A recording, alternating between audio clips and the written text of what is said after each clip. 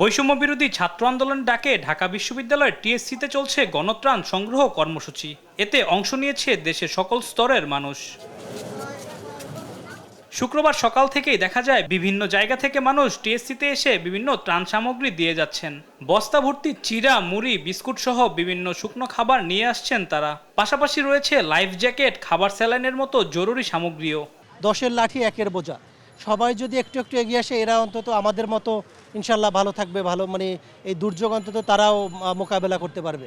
সংগ্রহ করা এসব ত্রাণ সামগ্রী রাখা হচ্ছে টিএসসির ভেতরে। সমন্বয়করা বলছেন যথেষ্ট পরিমাণে আসছে সাহায্য, তবে পর্যাপ্ত নয় শিশু খাদ্য ও পশু খাদ্যের যোগান। শিশু খাদ্য, পশু খাদ্য এই দুইটা জিনিস খুবই কম আসছে, এই দুইটা জিনিস নিয়ে আসবেন।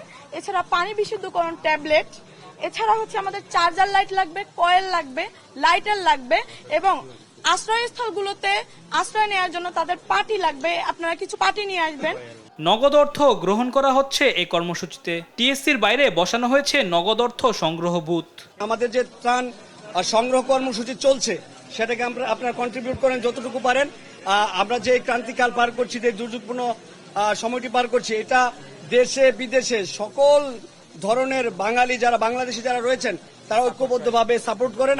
এছাড়া ঢাকা বিশ্ববিদ্যালয়ের শিক্ষার্থীরা স্বতন্ত্রভাবে ক্যাম্পাস এলাকা সহ আবাসিক হলে বন্যার্তদের সহায়তার জন্য তহবিল সংগ্রহ করছেন।